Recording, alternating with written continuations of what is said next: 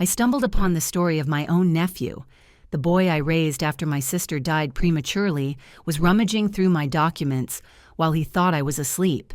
For weeks, hidden cameras he knew nothing about captured his conversations with his wife about how to move me into a smaller place once they got the deed to my house. But what they did not imagine is that this 70-year-old lady had a revenge plan that would turn the hunters into prey without them even realizing it. Now the war was just beginning, and they did not even know they had already lost. But before we continue, make sure you are subscribed to the channel and write in the comments, where are you watching this video from? We love knowing how far our stories are reaching. I always believed that family meant unconditional protection. But that October afternoon, while I looked at my cell phone screen, all certainty crumbled like a sandcastle. There, in sharp images transmitted by the new security camera I had secretly installed, was Michael, my 38-year-old nephew. The boy I raised like a son since he was 7 years old was meticulously checking the drawer where I keep my most important documents. It was like receiving a physical blow to the stomach. My breathing failed for an instant, and I felt a chill run down my spine. Michael was not alone. His wife Linda was with him, pointing at papers and whispering instructions that I could not quite hear at that moment. It all started 3 weeks earlier when I noticed small changes in the order of my documents. At first I doubted my own memory. After all, at 70 years old, it is natural to have some lapses. Michael and Linda always made sure to comment kindly when I forgot small things, like where I had left my glasses or if I had taken my blood pressure medicine. "Aunt Emily, you are becoming a little forgetful," Michael used to say with an understanding smile that now seemed rehearsed to me. "That is why we are here to take care of you." They had moved into my house almost a year ago after Michael lost his job for the 3rd time. The proposal seemed perfect. They would save on rent while looking for a new direction, and I would have company in my house, which was becoming increasingly quiet and empty. I welcomed them with open arms, happy to have their presence filling the rooms where I had raised Michael after my sister passed away in a car accident. The truth is, I never had children of my own. I dedicated my life to raising Michael, giving up relationships and opportunities that could interfere with our bond. Seeing that skinny and scared boy transform into a man filled me with a pride that only a mother could understand. Or at least, that was what I thought. It was by chance that I decided to install security cameras. A wave of burglaries in the neighborhood made me nervous, and Michael immediately offered to call a technician. Curiously, when the technician arrived, Michael had gone out for a supposed job interview, and Linda was at her mother's house.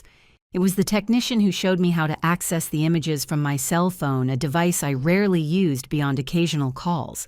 "It is quite simple, Ms. Emily," he explained patiently. "You just need to open this app and you will be able to see the whole house in real time." I nodded, pretending to understand completely, but it was only after 2 frustrated attempts that I really mastered the system. That morning, while I drank my coffee, I decided to test the app again. At first, the images showed only the empty living room and the silent hallway. But then I heard the front door close. Michael had said he would go to a job interview. Linda mentioned she would spend the day at the mall. However, there, they both were moving secretly through the house as if they feared being discovered. "The deed has to be here," Linda heard saying while adjusting the volume on the cell phone. "Emily is too methodical to lose something like that." Methodical. It was how Michael always described me to others. "My aunt is too methodical." What used to sound like a compliment was now revealed as strategic information. "Look at this," said Michael, holding a document against the light. "The last appraisal puts the house at almost $700,000. With that money, we could start over in another state, far from all these debts." I felt my heart race. The house that took me 35 years to pay off working as a teacher in a public school, saving every penny. The house where I taught Michael to read, where I cured his scraped knees, where I comforted him when he ended his first relationship. And what do we do with Aunt Emily? Asked Linda with a lower voice, almost guilty. Michael hesitated, and for a moment I saw a flash of the boy I raised, but soon his expression hardened. A small apartment will be enough for her. With her advancing age, it is even better to have something smaller, easier to maintain. We can say it is for her own good that we are worried about her safety, and if she refuses, Linda insisted. "She has shown signs of confusion lately," replied Michael with a naturalness that froze me. "It would be easy to convince a doctor that she needs constant supervision. I already investigated legal conservatorship. Conservatorship. The words echoed in my mind like a funeral bell. They did not just want my house, they wanted to declare me incompetent to take control of my life as if I were a senile old woman. I dropped the cell phone to the floor. My hands were shaking too much to hold it. I needed all my strength not to confront them immediately. Something inside me, perhaps, the survival instinct told me to wait, observe, and gather more information. When they returned hours later, I was in the kitchen baking cookies as if nothing had happened. Michael kissed me on the forehead like he always did. "How was your day, Auntie?" "Quiet," I replied, keeping my voice steady. "And the interview?" Promising, he smiled. "I think this time it is really going to work." That night, while I pretended to sleep, I heard their whispers on the other side of the wall. They were carefully planning every step. They needed the original deed for their contact, a lawyer named Robert who could expedite the transfer for a price. The pain of betrayal was physical, as if something inside my chest was being torn apart. But along with the pain, something else was growing: determination. I might seem fragile in their eyes, a naive old woman easy to manipulate, but they had forgotten who I was, the woman who faced the education system for decades, who raised a traumatized boy alone, who survived the loss of everyone she loved. If they wanted war, they would have war. But it would be on my terms, on my battlefield. And I was just starting to assemble my strategy. The following days turned into a strange play in which I played the role of an old woman, increasingly confused and vulnerable. It was painful, but necessary. Every little feigned forgetfulness, every question repeated on purpose served as bait for Michael and Linda to feel more confident in their plan. "Aunt Emily, did you take your blood pressure medicine today?" asked Michael with fake concern. "Medicine? Oh, yes, I think I took it in the morning." "Or was it yesterday?" I replied, pretending confusion while observing the exchange of looks between them. At night, when the house slept, I reviewed the recordings of the day with the volume as low as possible. The cameras they did not know about had become my silent allies, documenting every movement, every incriminating conversation. I kept a meticulous diary noting dates, times, and exact transcripts of their words. "We need to act before the month ends," I heard Michael tell Linda in one of the recordings. "Robert said that if we get her to sign the documents, everything can be resolved in a matter of weeks. And if she wants to read the papers before, ask Linda. You saw how she is lately. She can barely read the newspaper without confusing the words. We will say they are just health insurance documents that need updating." The calculated coldness in his voice cut me like a blade. This was the boy who cried in my arms when he found a dead bird in the garden, who could not sleep without me checking if there were monsters under the bed. How had he transformed into this adult, capable of planning my ruin with such indifference? On the 5th day of my secret surveillance, something unexpected happened. While I feigned a nap on the couch, Linda received a call that left her visibly disturbed. "No, Mom, I cannot lend you more money right now," she whispered, moving away toward the hallway. "We are about to solve our financial situation once and for all, but I need you to hold on a few more weeks."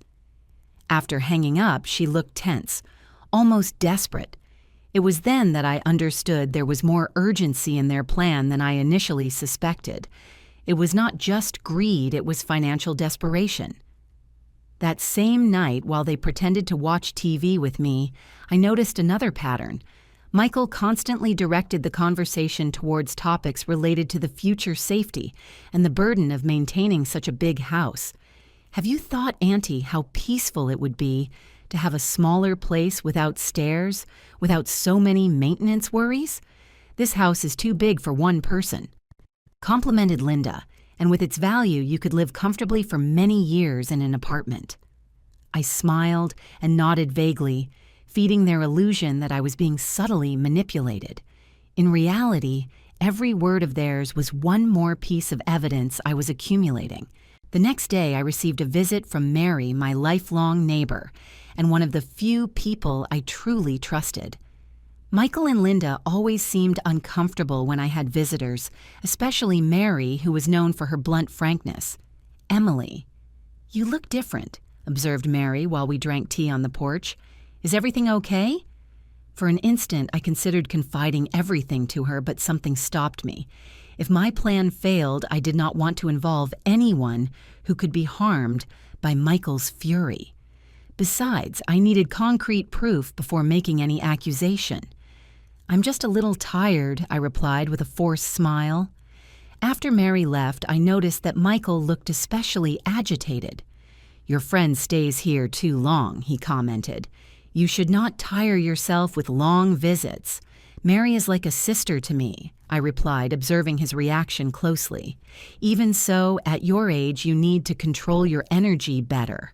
He insisted in a tone that mixed authority and fake concern. It was that night that I decided to take the next step. If they wanted to manipulate me using my supposed mental fragility, I would use that same perception against them. The next morning, deliberately, I left the stove on after making coffee. When Linda entered the kitchen and found the empty pot over the flame, her expression alternated between alarm and something that looked almost like satisfaction. "Emily, the stove was on. You could have caused a fire," she exclaimed, calling Michael immediately. "I left it on," I asked with fake confusion. I swore I had turned it off after making the coffee. The two exchanged meaningful looks that confirmed exactly what I expected. They were cataloging every piece of evidence of my supposed incapacity. Later, I found them whispering in the bedroom. The camera captured the entire conversation. "This is perfect," said Linda. "If she is leaving the stove on, imagine what else she can do. It is only a matter of time until something really dangerous happens."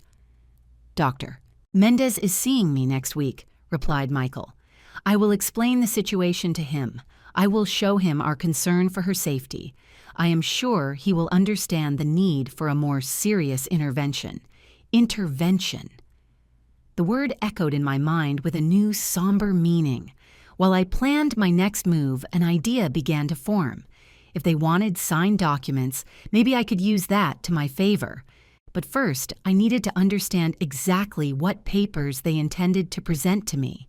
A search in their bedroom would be too risky. However, I had an asset they did not know about. My advanced knowledge of computers acquired in the years when I coordinated the technology lab at the school where I taught. Michael always joked about my difficulty with the cell phone, but that was just another part of the character I allowed him to see. That night, while they went out to dinner with a potential client, another lie I suspected I managed to access Michael's laptop.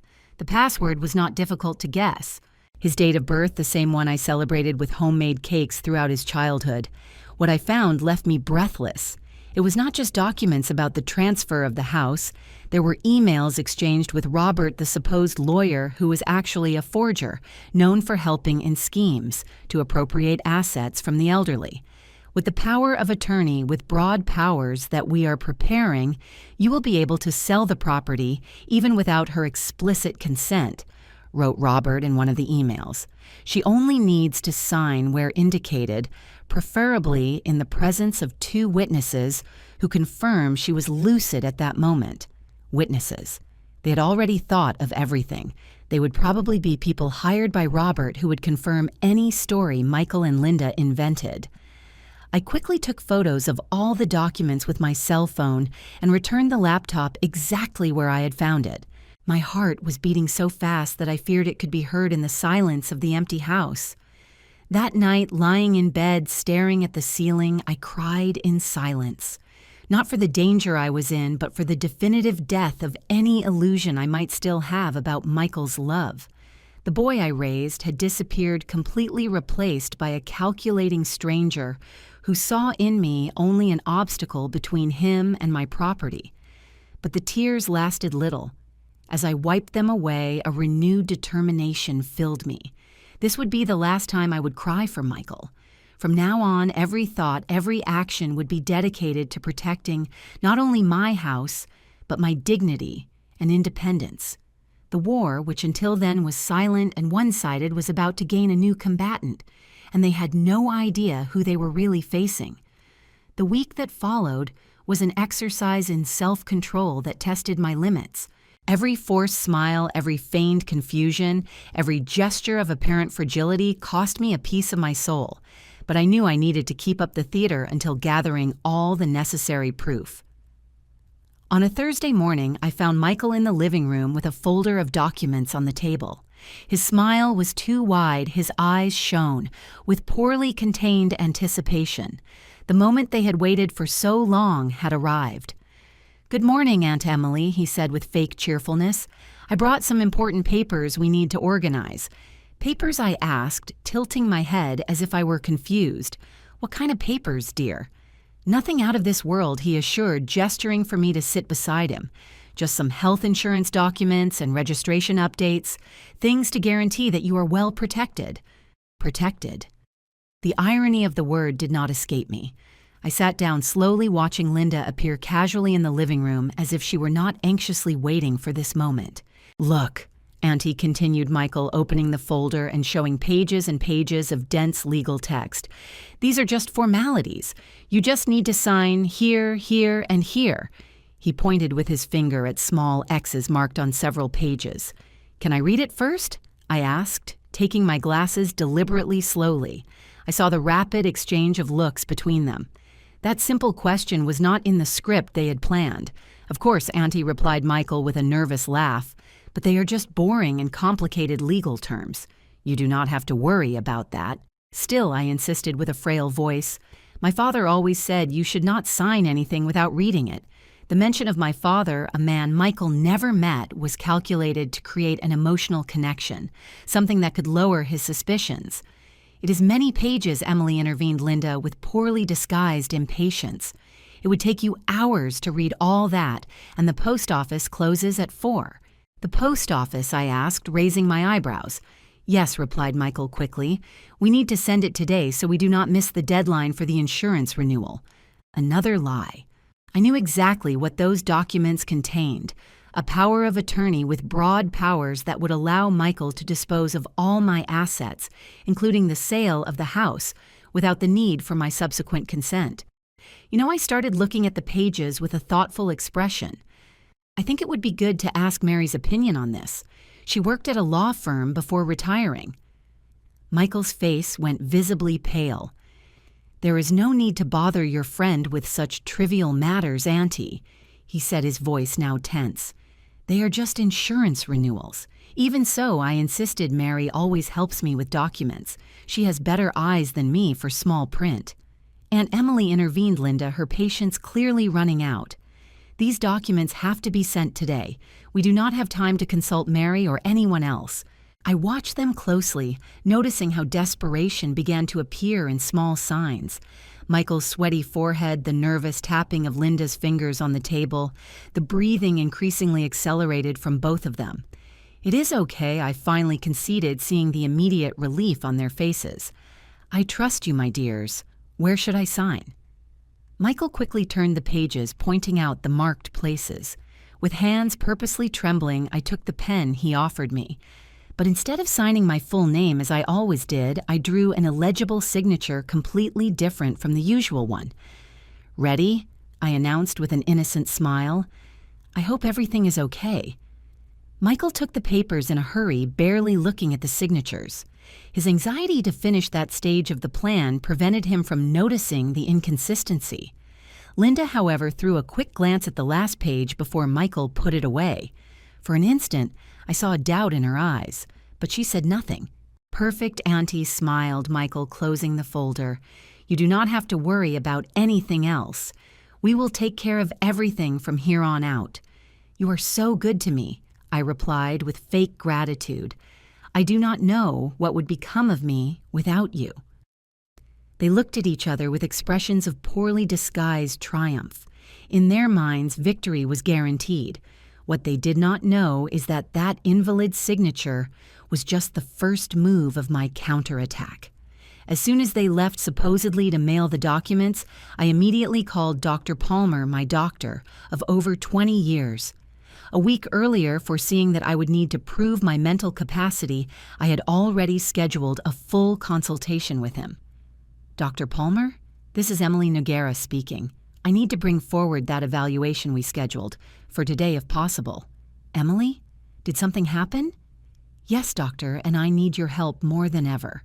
In 2 hours, I was in his office relating the whole situation, while he listened with growing seriousness. After finishing my story, he subjected me to a full battery of cognitive tests. Emily, he said, finally, there is absolutely no sign of cognitive decline or incipient dementia. Your mind is as lucid as that of a middle-aged person. And can you document this officially? I asked. Not only can I, but I will do it immediately, he replied. His professional indignation was evident. And I will also give you the contact of a colleague who is a lawyer, specializing in elder law. What your nephew is trying to do constitutes a crime of abuse against an elderly person, as well as attempted fraud. I left the office with a detailed medical report attesting to my full mental capacity and a new ally in my silent battle. While I waited for the taxi to return home, I called another number I had carefully saved, a private detective agency recommended by Mary's daughter. I need to document a case of attempted misappropriation and possible document forgery, I explained when they answered, and I need it to be done with absolute discretion. The voice on the other side was professional and direct. Can you come to our office tomorrow at 10 in the morning? Bring all the documentation and evidence you already have. I will be there, I confirmed. When I returned home, Michael and Linda had already come back. They were in the kitchen talking in low voices, which ceased abruptly when they saw me. Auntie, where were you? We were worried, exclaimed Michael, his voice a mixture of surprise and alarm. I went to the corner store. I lied naturally. I felt like eating those cinnamon cookies you know I love. But you should have told us, said Linda, her tone between reproach and mistrust. We could have gone to buy them for you. Sometimes an old lady needs her walk, I replied with a serene smile. It is good for the legs and for the head. That night, while I pretended to watch my favorite show on TV, I watched Michael and Linda out of the corner of my eye. There was a new confidence in their movements, a certainty that their plan was underway and would be successful. They did not know that while they celebrated their supposed victory, I was meticulously setting up the siege that would corner them. Before sleeping, I checked the cameras again. As I expected, they were in the bedroom talking excitedly. Robert said the power of attorney is perfect, Michael was saying. In a week, we can put the house up for sale without her finding out. And the signature. It looked a little strange, asked Linda. He said that does not matter much.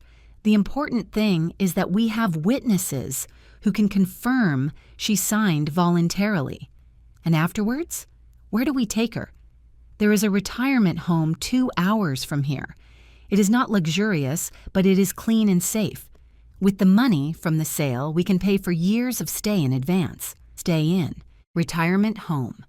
The term sounded like a prison sentence. It was not just my house they wanted to take. It was my freedom, my independence, my dignity. That night, lying in bed staring at the ceiling, I made a definitive decision. There would be no mercy in my response. The war they started would end with a complete and absolute defeat for the traitors I one day called family.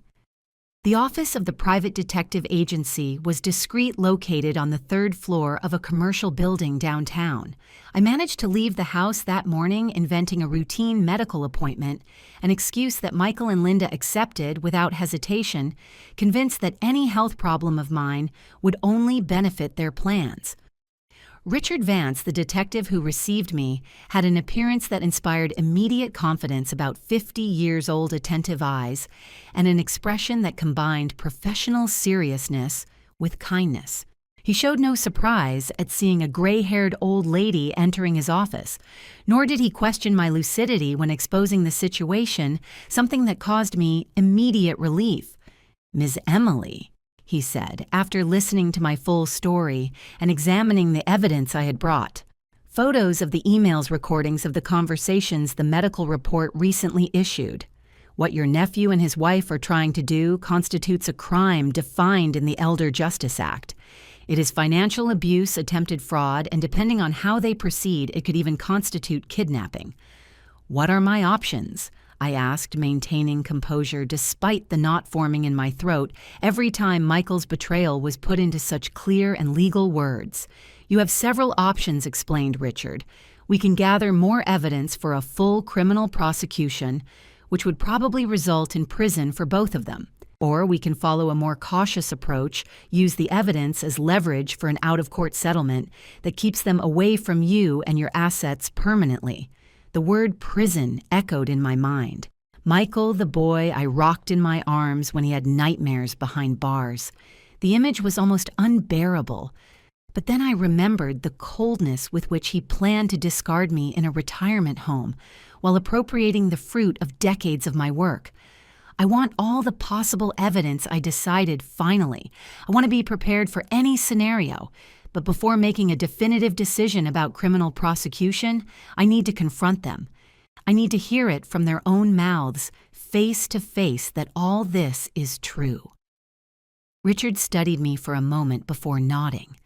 "I understand that desire, Miss Emily, but if I may, I suggest we do it in a controlled and safe manner. An impulsive confrontation can be dangerous for you and detrimental to the case. What do you suggest then?" "We are going to install professional recording equipment in your house, high-quality microphones, additional cameras, in strategic points. When we have everything prepared, you will be able to confront them, knowing that every word will be recorded and can be used legally." I accepted the plan. In the days following, while Michael and Linda believed their scheme was proceeding without obstacles, the house was discreetly equipped with state-of-the-art surveillance technology. A technician posed as a telephone company employee to install the equipment while I kept the couple distracted in the kitchen. In parallel, Richard investigated the supposed lawyer, Robert. The results arrived in less than 48 hours. Robert had a criminal record for document forgery fraud and Social Security fraud. He had been arrested twice and faced lawsuits in 3 different states. He was exactly the type of criminal who specialized in schemes like the one Michael was trying to execute. "He is not a lawyer," explained Richard, showing me the file. "He lost his license 7 years ago after being convicted of fraud. Now he operates underground, offering services to people who want to circumvent the law." The confirmation of the criminal nature of Michael's plan only reinforced my determination. It was not just an ungrateful nephew trying to misappropriate an inheritance. It was a coordinated operation with a known criminal. Meanwhile, at home, I kept up my act as an old woman increasingly confused and vulnerable. I let Michael and Linda believe that their plan was progressing perfectly. Occasionally, I asked about those papers I signed with a vague air, only to watch how they quickly changed the subject, assuring me that everything was under control. "You do not have to worry about anything," Auntie repeated Michael with that smile that now seemed like a grotesque caricature of affection to me. "Linda and I are taking care of everything, taking care indeed, taking, like vultures take care of dying prey." The date for the confrontation was carefully planned. Richard suggested I wait until I was sure that the forged power of attorney was already in process so they could not deny their intentions. Through a discreet investigation, he discovered that Michael had scheduled a meeting with a real estate agent for the next week, presumably to start the house sale process. 2 days before the scheduled meeting, I decided it was time. Richard would be in a van a block away, monitoring everything in real time, ready to intervene if the situation became dangerous. An assistant of his, posing as a delivery guy, would stay nearby as additional security. That Wednesday morning, I got up earlier than usual. I prepared breakfast as always, but my heart was beating fast with the anticipation of what was about to happen. I dressed with special care, a navy blue skirt, white blouse, and the pearl necklace I had bought to celebrate my retirement. I wanted to face the betrayal with dignity. Michael appeared in the kitchen first, rubbing his sleepy eyes. For an instant, seeing him like that, just awakened and vulnerable, I almost faltered. He looked so much like the boy I raised. But then I remembered the recordings, the cold words, the meticulous plan to discard me. "Good morning, Auntie," he smiled, accepting the cup of coffee I offered him. "You got up early today?" "Yes," I replied calmly. "We have important matters to discuss." Something in my tone must have alerted him because I saw a brief flash of worry cross his face before he composed his expression. "Important matters? About what? About the sale of my house?" I replied directly, watching how the cup trembled slightly in his hands. "And about the retirement home, where you plan to put me afterwards." The silence that followed was thick, almost palpable. Michael froze the cup suspended in the air, his eyes wide in genuine shock. At that moment, Linda entered the kitchen, catching only the end of my sentence. "What is going on here?" she asked, her gaze darting nervously between Michael and me. "I was just explaining to Michael that I know about your plan," I replied with the same deliberate calm. "I know about Robert, the forger you hired. I know about the fraudulent power of attorney. I know about the meeting with the real estate agent scheduled for Friday." Linda's face went visibly pale. She looked for support on the kitchen counter as if her legs had suddenly lost strength. "Auntie, you are confused," tried Michael, recovering from the initial shock. "I do not know what you are talking about. Do not lie to me, Michael," I replied, my voice finally revealing a fraction of the pain and anger I had been suppressing for weeks. "I have recordings of all your conversations. I know exactly how much Robert is charging you for his services. I know you plan to declare me mentally incompetent if I resist." Linda threw an accusing look at Michael. "You said the cameras were not working anymore." "And they were not working," he protested, standing up abruptly. "I turned off the system myself." "Not that system," I clarified. "The new one I had installed secretly after realizing you were rummaging through my documents." The emotional chaos that followed was almost painful to witness. Michael alternated between desperate denials, accusations that I was delirious, and finally, when he realized I really knew everything, pathetic attempts to justify his actions. "You do not understand, Auntie," he pleaded now on his knees beside me. "We are completely in debt.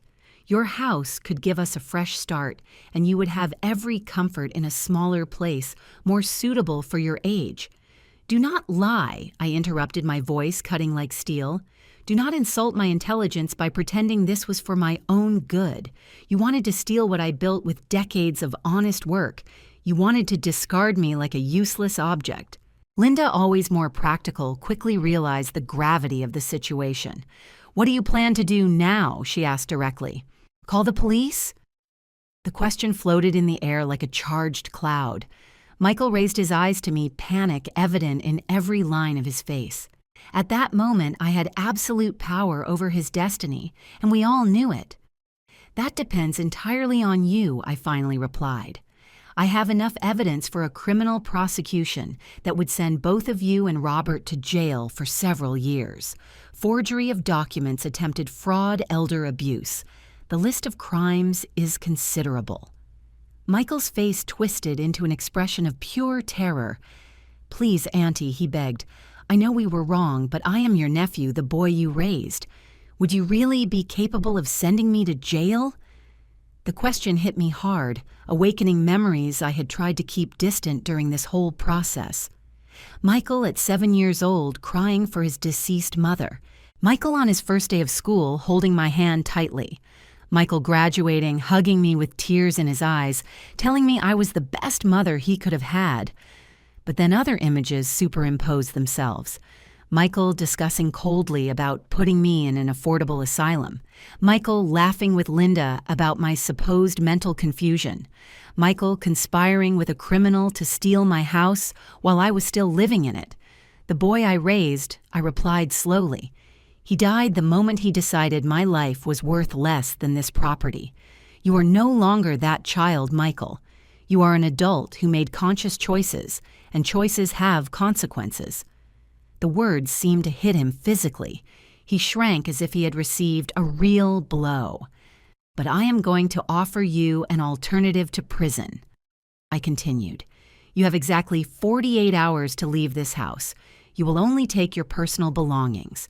No appliances, furniture, or any other item that has been bought with my money. You will never try to contact me again by any means. You will formally renounce any claim on my assets, now or after my death. And if you try to violate any of these terms, all the evidence I possess will be handed over immediately to the authorities." The silence that followed was interrupted only by the distant sound of traffic on the street. Michael and Linda looked at each other. The reality of their situation finally consolidated. There was no escape. There was no way to manipulate or cheat their way out of this trap they had created themselves. "We agree," replied Linda. Finally, her tone defeated. "We will leave in 48 hours. Michael just nodded, unable to look me in the eyes. That same afternoon, Richard returned with the legal documents we had prepared in advance.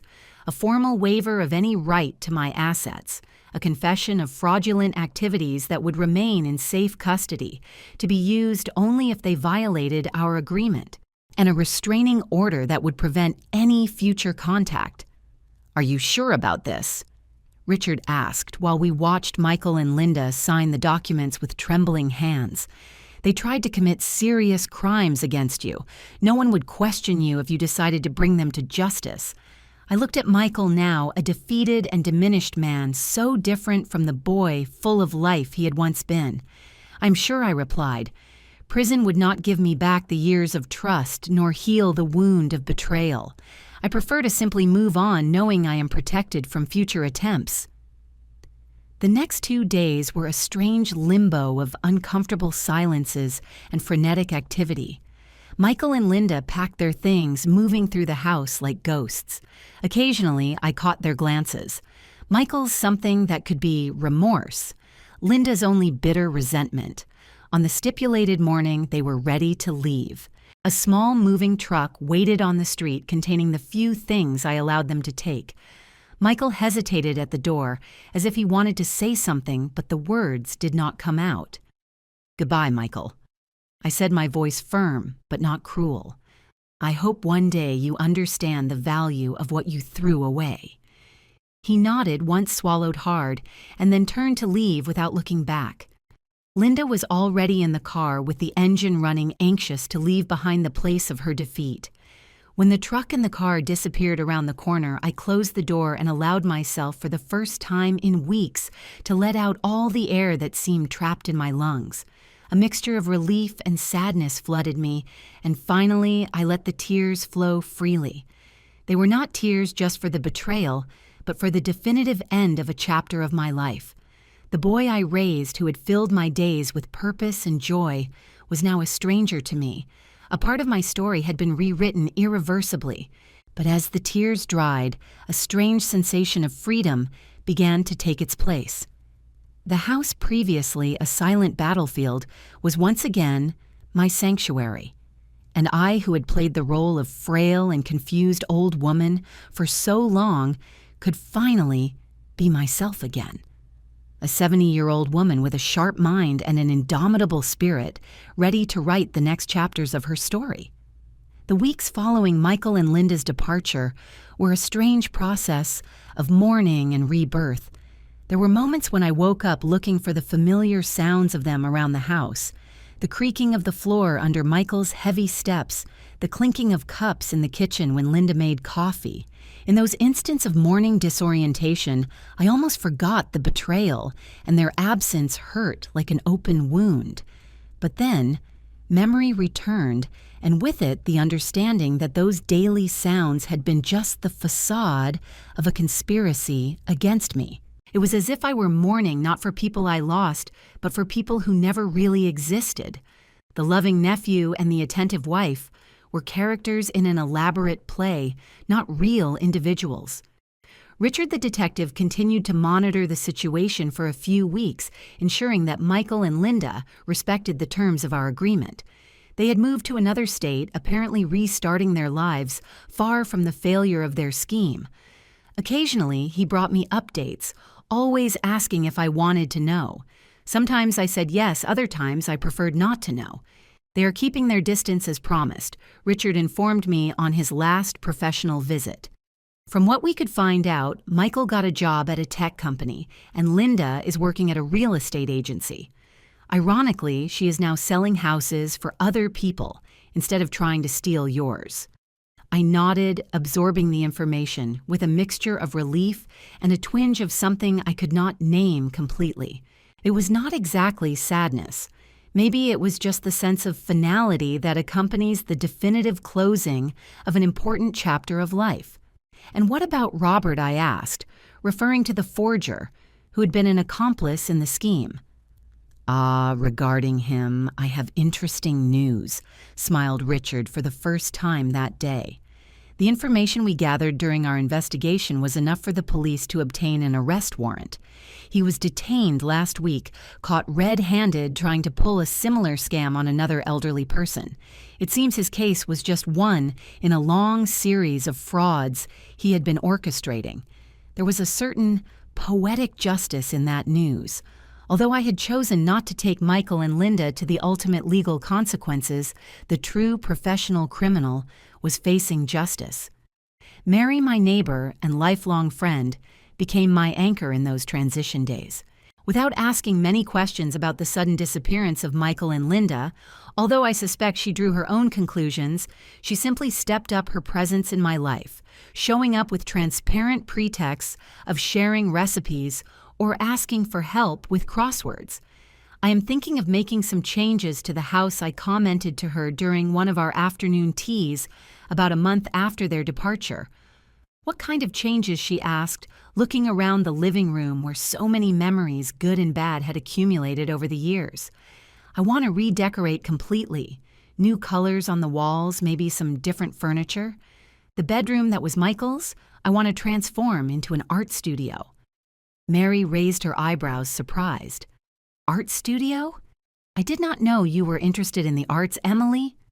I smiled, feeling genuine enthusiasm for the first time in a long time. When I was young, before becoming a teacher, I dreamed of being a painter. I even went to some classes, but then life took other turns. The responsibility of raising Michael ended up pushing that dream into the background. It is never too late, replied Mary with an encouraging smile. And so at 70, I began to redesign not only my house, but my own life. The bedroom that formerly belonged to Michael was completely transformed. The walls, previously a dark blue he had chosen in adolescence, were painted a luminous white. The bed gave way to a large table, easels and shelves for painting materials. The window, which he always kept with the curtains closed, now remained open, letting in the natural light I needed so much for my new hobby. It was during the renovation that I found hidden in the back of a closet a small box with memories of Michael's childhood. Photographs of him as a child, report cards with excellent grades, a small trophy from a science contest, Mother's Day cards. Although I was not his biological mother, he always gave me gifts on that date. Sitting on the floor of the semi-empty bedroom, I leafed through those memories with a lump in my throat. How had that sweet, intelligent, and apparently grateful boy transformed into the calculating adult who tried to destroy me?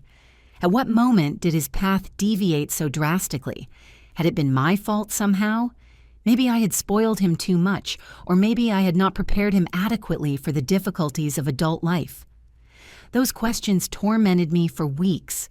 Until during one of my new painting classes, yes, I had enrolled in a course for seniors at the community center. I found an unexpected answer through the teacher, Lucy. Art is not about controlling the result, she explained while showing us watercolor techniques. We can plant the seeds, prepare the canvas, choose the colors, but in the end, the water and the pigment will follow their own paths. There is something deeply humble in accepting that not everything is under our control. Those words intended to teach us about watercolor illuminated something much deeper in me. I had done my best with Michael. I had planted the best seeds I knew, prepared the ground with love and dedication.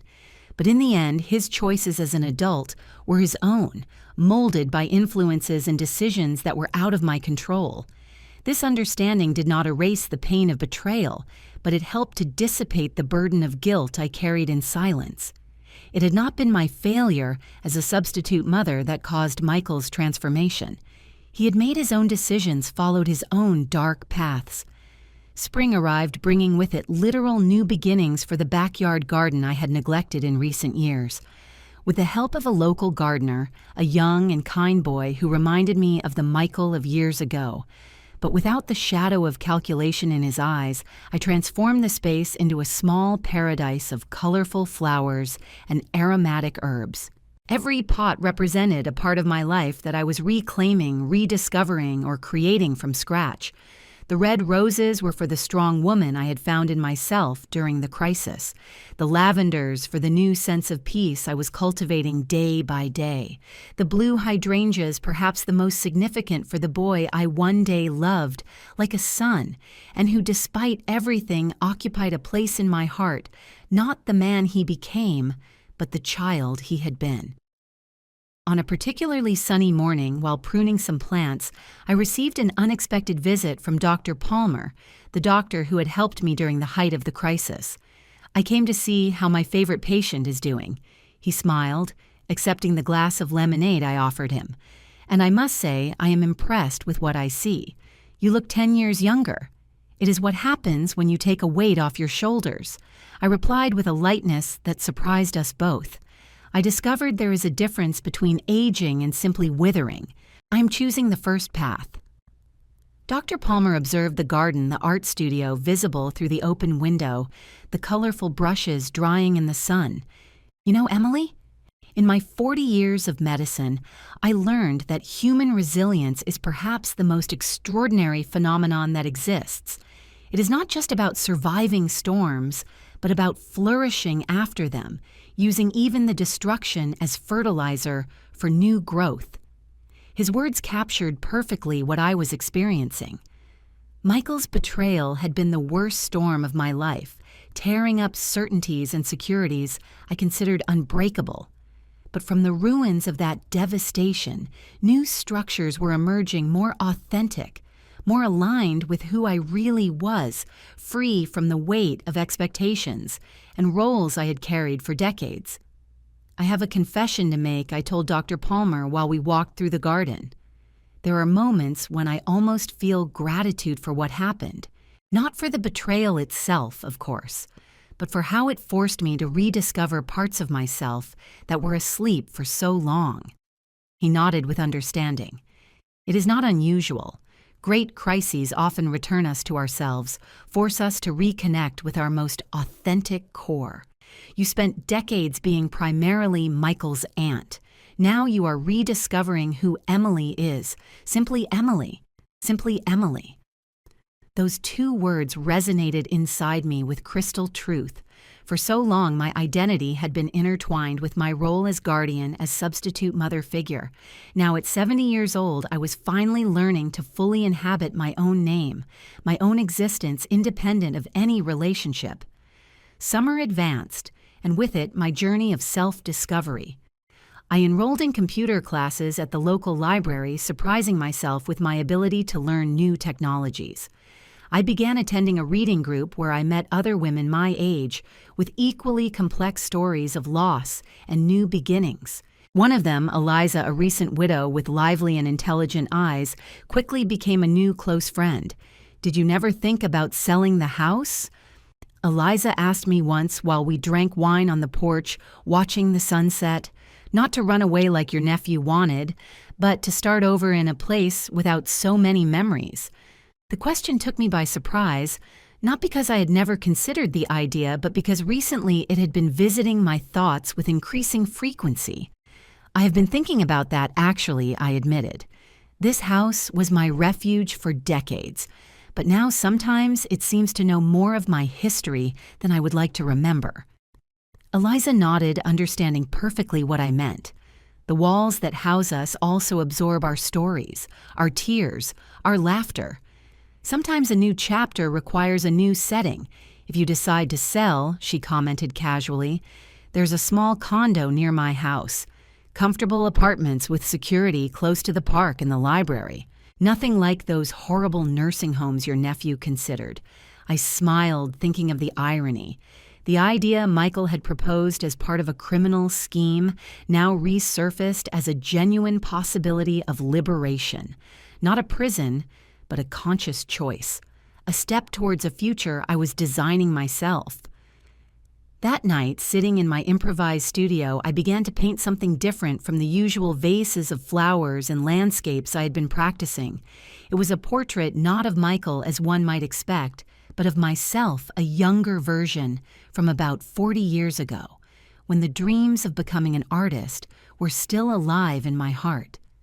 As the brushstrokes gave shape to those hopeful eyes of the past, I realized I was finally completing a circle. The young Emily, with her interrupted dreams, was meeting the 70-year-old Emily, who now had the wisdom and freedom to realize those same dreams, although in ways different from originally imagined. And in that meeting between past and present, between what could have been and what still could be, I found a peace I had not experienced for a long time. Michael's betrayal had violently ripped a blindfold from my eyes, but the vision revealed, although initially painful, now showed horizons I did not even know existed. Autumn arrived with an explosion of golden and red colors that seemed to reflect the internal transformations I had been experiencing. The leaves of the trees in the backyard, previously green and vigorous, now said goodbye with a melancholic beauty, reminding me that every end also contains the seed of a new beginning. It was in that season of natural transitions that I made my decision. I would sell the house, not out of fear or escape, but as a deliberate act of closure and renewal. The property Michael had coveted so much would be transformed not into an instrument of his greed, but into a springboard for my reinvented freedom. "Are you sure about this?" Emily asked Mary when I shared my decision with her. We were in the kitchen, the place that had always been the heart of the house, where so many important conversations had taken place over the decades. "I have never been so sure," I replied, surprising myself with the firmness in my voice. This house served its purpose. It was a wonderful home for many years, a safe haven when I needed it most, but now it represents more past than future. The process of preparing the house for sale was an emotional journey in itself. Every room demanded decisions about what to keep, what to donate, what to simply discard. Every object carried memories, some sweet, others now stained by Michael's betrayal. In the bedroom that had been his, I found a photo album hidden at the bottom of a shelf. Sitting on the floor, I slowly flipped through the images captured over decades. Michael, on his first day of school, holding my hand nervously. Teenage Michael, proud next to a winning science project. Adult Michael at his college graduation with his arm around me, both smiling at the camera.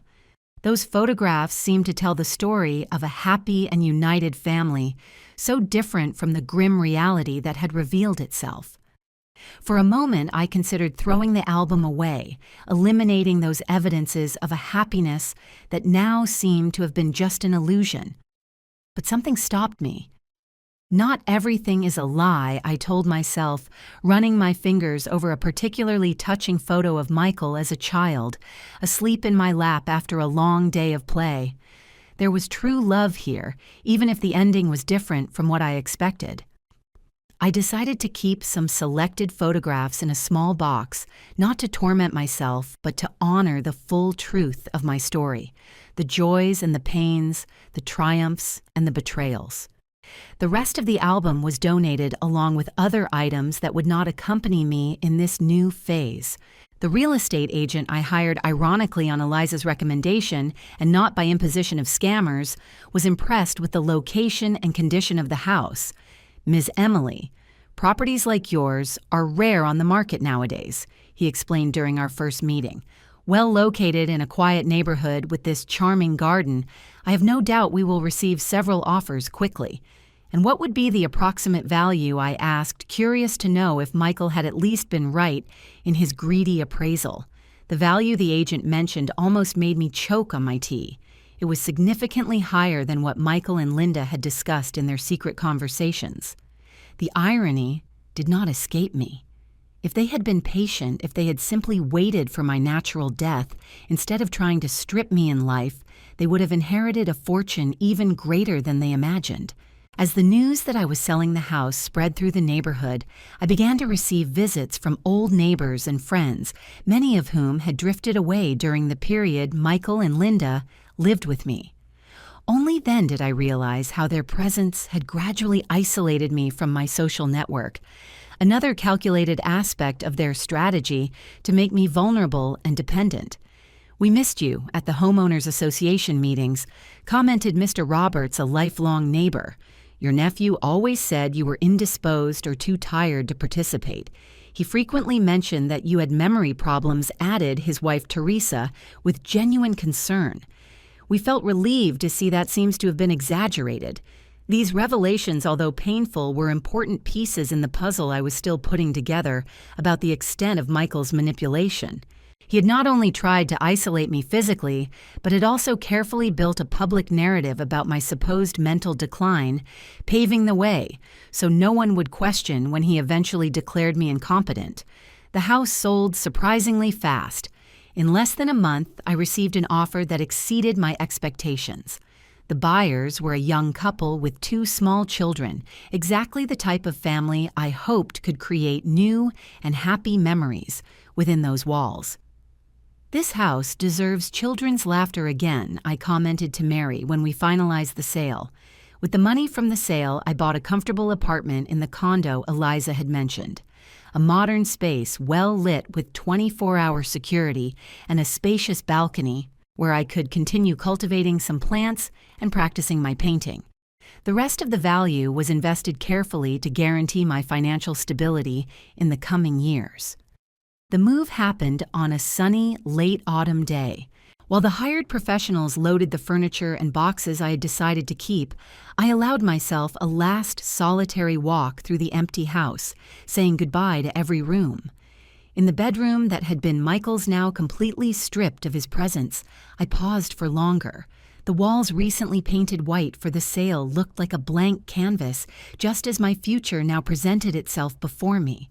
"Goodbye," I whispered to the empty space, not only saying goodbye to the room, but also finally to the boy I had loved, like a son, and the man he had turned into. In the kitchen, where so many breakfasts had been prepared, so many conversations shared, so many tears secretly shed, I ran my hand over the granite counter one last time. "Thank you," I murmured to the silent walls for having been a refuge when I needed it, for having been a witness to my story in both joyful and painful moments. When I finally closed the front door for the last time and handed the keys to the new owner, I felt an unexpected lightness. The house Michael had tried to snatch from me through deceit and manipulation, I was now leaving, voluntarily transforming what would have been a defeat into an act of power and self-determination. The first days in the new apartment were a mixture of disorientation and excitement. Everything was different. The sounds, the views from the window, the layout of the rooms. But there was something deeply liberating in that novelty. Every object I unpacked, every painting I hung on the freshly painted walls, every decision about where to place a piece of furniture was an act of recreating my space, and by extension myself. One morning, about 2 weeks after the move, I received unexpected mail. The envelope with handwriting I did not recognize immediately contained a brief letter and a small metal object that fell into my hand when I opened the paper. So, it was the old key to the house, the one I had given Michael when he turned 18, a symbol that no matter where life took him, he would always have a home to return to. Along with the key, there was a simple note. "Aunt Emily, I do not expect your forgiveness, nor do I deserve your time. I just wanted to return something that no longer belongs to me, perhaps never belonged to me. I heard about the sale of the house. I hope your new home brings you the peace I tried to steal from the old one. Michael. I sat in the armchair near the window holding that small key that carried so much symbolic weight. There was no return address on the envelope, no way to reply even if I wanted to. It was a one-way communication, perhaps the only way possible, after what had happened between us. The letter did not ask for forgiveness, explicitly did not try to justify the unjustifiable. There was in it only a silent acknowledgement of the truth, and perhaps, although I hesitated to attribute intentions to someone who had shown himself so capable of deceiving a shy beginning of regret. My feelings about that unexpected communication were too complex to be easily categorized. It was not anger, it was not joy, it was not forgiveness, nor resentment. It was just the acceptance of a fact. Michael existed somewhere in the world carrying the weight of his choices, just as I carried the marks left by them on my life. I kept the key in a small jewelry box, along with other objects that marked significant moments of my existence. Not as a symbol of hope for future reconciliation, that bridge had been burned completely, but as a reminder that even the most painful stories are part of the full fabric of who we are. Winter arrived, bringing with it a new routine in my new home. Mornings now began with coffee on the balcony, watching the movement of the condo waking up to a new day. Afternoons often found me at the condo's community art studio, where my passion for painting found expression among other people sharing similar interests. Eliza, who lived in the same building, became a constant presence in my days. Our life stories were drastically different. She had lost her husband after 50 years of a happy marriage, while I had lost trust in someone I considered family. But there was in us a shared resilience, an ability to find new purposes even after significant losses. "Do you know what surprised me most in this stage of life?" she commented during one of our weekly dinners. "How we are still capable of reinventing ourselves even when the world expects us to simply settle for the role of old women, waiting for the end?"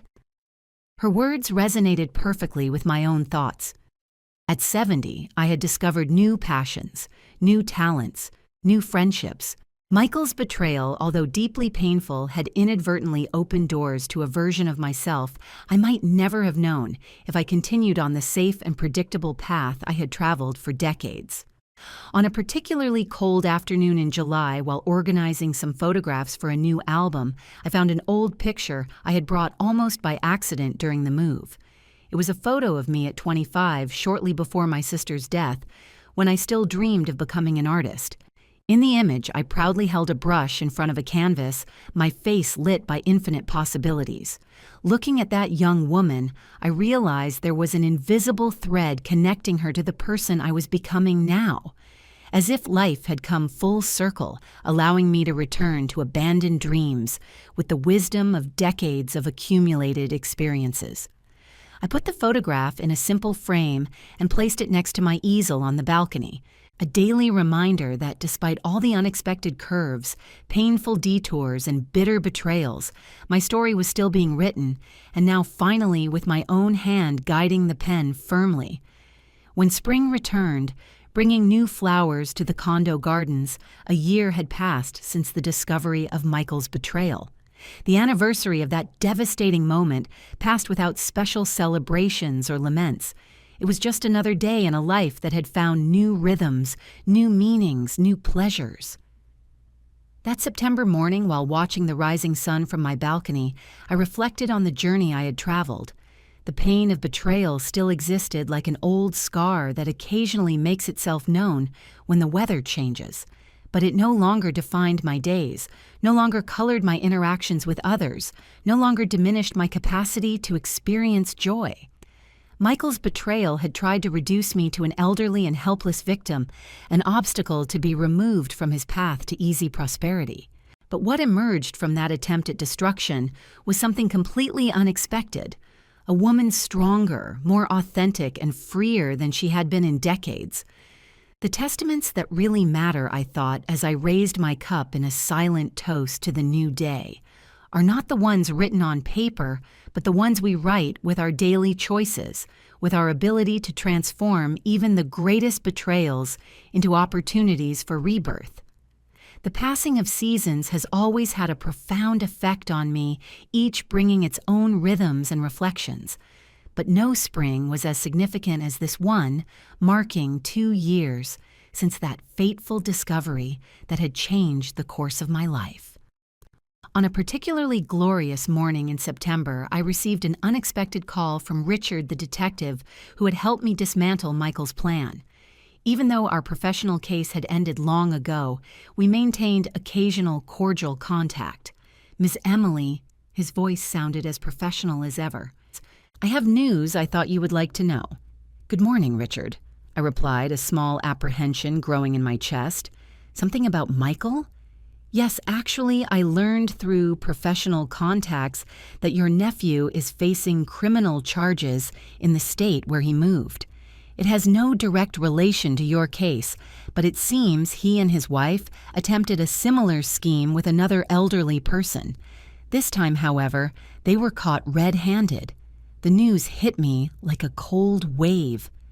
Despite everything, I had not wished such a grim fate for Michael. Part of me perhaps naively had hoped that our experience would have served as a turning point, an opportunity for reflection and change. "I understand," I replied, finally, my voice steadier than I expected. "Thank you for informing me, Richard." "Are you okay?" he asked, concern, evident even through the phone line. "Yes, I am," I replied, surprising myself with the sincerity of that statement. "It is sad, but it is no longer my burden to carry Michael's choices." After hanging up the phone, I walked to the balcony, my refuge for contemplation. The condo garden below was full of colors, azaleas, begonias, and geraniums in full bloom. Life continued its relentless cycle of renewal, indifferent to the human dramas that unfolded. The news about Michael awakened memories and emotions I thought I had fully processed, but I realized that some wounds, although healed, never disappear completely. It was not pain I felt, nor renewed anger, just a distant melancholy like looking at a photo album of a life that was no longer mine. That afternoon during my painting class at the community center, I worked on a canvas I had started weeks before a landscape of the garden, seen from my balcony. But something had changed in my approach. The brushstrokes, previously cautious and measured, now flowed with greater freedom and confidence. "There is something different about your work today." Emily observed Lucy, our instructor, standing behind me, looser, more authentic. "I think I finally understood what you always say about trusting the process," I replied, watching how the colors blended on the canvas in ways I could not have planned completely. "It is not just technique." She smiled, putting a hand gently on my shoulder. "It is life." That simple exchange stayed with me for days, resonating in various aspects of my existence. I had spent so much time trying to control circumstances, protect myself from disappointments, build structures I believed were infallible, whether in raising Michael, in organizing my house, or in plans for my future. The betrayal had shattered that illusion of control, revealing how vulnerable we all are, regardless of our efforts to avoid pain. But in that vulnerability, paradoxically, I had found a new form of strength. Not the rigid strength that tries to resist changes, but the resilient flexibility that allows growing through them and despite them. On a quiet Saturday, Mary visited me in the new apartment, bringing with her an unexpected gift, an album with old photographs of the neighborhood where I had lived for decades, including several images of my old house in different eras. "I found these photos when I was organizing my basement," she explained while we leafed through the album together. "I thought you would like to have a visual record of the history of that place." The photographs showed my house in different seasons and decades, covered in snow in a particularly harsh winter in the 90s, with the front garden exploding in colors during a spring in the 2000s, a particularly touching image of the facade decorated for Christmas when Michael was still a child. "It was a well-lived house," I commented, feeling a wave of gratitude replace the nostalgia that might have surfaced. "And now it is living again," replied Mary. I passed by there the other day. The new owners planted sunflowers along the entire fence. The children installed a treehouse in that old oak in the backyard. The image made me smile. There was something deeply right in the idea of children playing again in that space of new memories being built on the foundations of mine. Do you know what impresses me most about you? Emily, continued Mary, closing the album gently. How you transformed one of the worst experiences possible into a new beginning. Many people would have let themselves be consumed by bitterness. There were moments of bitterness, I admitted, days when betrayal seemed to have contaminated every happy memory I had with Michael. But I realized that allowing that would be giving him power over me he no longer deserved to have. Mary's visit awakened in me the desire to revisit certain memories I had deliberately kept at a distance. That night, I opened the small box where I kept some selected photographs of Michael, images of the genuine moments we had shared before greed and desperation transformed him into someone I no longer recognized. Looking at those photographs, I realized I had found a form of peace with that part of my history. Not forgiveness. Some betrayals go beyond the forgivable, but an acceptance that allowed me to integrate that experience into the full fabric of my life without it defining who I was. The next morning, I received an unexpected email from the community center where I attended painting classes. They were organizing a small exhibition with students' work and had selected 2 of my canvases to be displayed. We are especially interested in your series Rebirths, wrote the coordinator, referring to the landscapes I had painted of the view from my balcony throughout the 4 seasons. They have a contemplative quality that resonates with many of our visitors. The news filled me with an almost childish joy.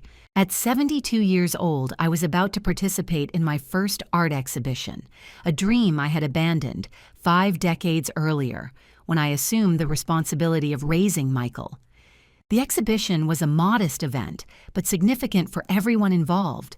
The community center transformed its main lobby into a small gallery with proper lighting and professional labels identifying each work and artist. Dressed in a simple but elegant outfit, a navy blue set that Eliza had helped me choose, I walked nervously among the visitors on the opening night. It was strange and exciting to see my paintings publicly displayed, observing strangers stopping to contemplate them, sometimes commenting to each other about the techniques or emotions evoked. "Is it your first exhibition?" asked a middle-aged woman, stopping beside me in front of one of my canvases. The spring view from the balcony with the garden in full bloom below. Yes, I admitted with a shy smile, it took me only 7 decades to happen. She laughed a genuinely charming sound. It is never too late to start or to start over. May I ask what inspired you to paint after I assume a long hiatus? For a moment I considered offering a simplified answer, something about free time and retirement or a hobby to fill the days. But there was something in that stranger's sincere interest that invited me to honesty. A betrayal, I replied simply. Someone very close tried to steal everything I had. In the process of stopping him, I rediscovered parts of myself that had been neglected for decades. Instead of embarrassment or pity, I saw in her eyes a flash of recognition. The best transformations are often born from the worst crises, she commented, extending her hand. I am Claudia, curator of a small gallery downtown. I would love to talk more about your work if you are interested. That chance meeting opened another unexpected door in my life. In the following months, 3 of my paintings were exhibited in Claudia's gallery as part of a collective exhibition titled Late Rebirths, artists who had found or rediscovered their creative voice in old age. The small local celebrity I acquired through those exhibitions brought a completely new dimension to my existence. I was invited to speak at an event at the municipal library about art as a way to process trauma and loss. I began offering workshops at the community center for other seniors interested in exploring painting as a form of personal expression. It was as if life in its mysterious wisdom had allowed Michael's betrayal to serve as a catalyst for a version of myself fuller and more authentic than I ever imagined possible at this stage of life. On a quiet afternoon, almost 3 years after that fateful discovery, I received a call from Richard again. His voice had a different quality this time, softer, less professional. "Miss Emily, I called to inform you that your nephew was convicted in the case I mentioned earlier. He received a sentence of 4 years with the possibility of parole after 2. I thanked him for the information, feeling a strange, inner stillness. There was no vindictive satisfaction in the news, just the realization that consequences had finally caught up with Michael in a way I had chosen not to impose. "Do you still think about him?" asked Richard momentarily, abandoning his usual professional reserve. Sometimes I admitted not as someone who is part of my current life, but as an important character in a story that helped shape who I am today. After hanging up, I walked to the small art studio I had created in a corner of the living room. On the easel rested my most recent and ambitious work, a self-portrait. Not the image of a frail old woman Michael had tried to construct, nor the young dreamer from the old photographs, but the woman I had become, serene but strong, marked by experiences, but not defined by them, with eyes that had seen both betrayal and beauty, and yet remained open and alert to the possibilities every new day offered. I added a few final brushstrokes, highlighting the light in the eyes of the figure on the canvas. There was something deeply satisfying in creating my own image, in defining how I saw myself and how I wanted to be seen. That night, sitting on the balcony under a starry sky, I reflected on the unexpected journey life had provided me. The attempt to steal not only material goods but also dignity and autonomy had paradoxically returned me to myself in ways I could never have anticipated. The house Michael coveted so much had transformed into the springboard for a freedom I did not know I needed. The money he planned to use to confine me had financed wings that allowed me to explore new horizons. The identity he had tried to diminish had flourished in artistic expressions that now touched other lives. It was a transformation that defied any predictable script. The intended victim had emerged not only as a survivor, but truly reborn. The betrayal conceived to destroy me had inadvertently broken the cocoons of conformity and habit in which I had enclosed myself over decades. While the night sky spread its magnificence over me, I smiled, thinking of the profound irony of it all. Michael had plotted to appropriate the material testament I might leave one day, but the true testament, the one I was creating day after day through my choices, my art, my ability to transform even the deepest pain into beauty and meaning, that was something no one could ever steal from me. And that true legacy, I realized, with growing clarity, it was not made of bricks or bank accounts, but of moments of courage, of paintings that capture light in a singular way, of genuine connections with friends like Eliza and Mary, of workshops, where I shared with others wisdom hard-earned about growth and resilience. Michael's betrayal in his attempt to erase my power and dignity had paradoxically helped me discover a fundamental truth, that even in the darkest situations, when those who should protect us become our predators, we still retain the sacred power to choose how we will respond, how we will integrate those experiences into our ongoing story, how we will transform even the bitterest mistrust into a testament of strength and renewal. As the night advanced and the first lights of dawn began to hint on the horizon, I felt a deep gratitude for the woman I had become, not despite the betrayal, but partly because of it. The testament of mistrust had transformed into a legacy of authenticity, courage, and rediscovered joy that no one could ever fake or steal. Now, if you like this story, click on this next video appearing on the screen, because in it, the story of betrayal and change is like you have never seen before.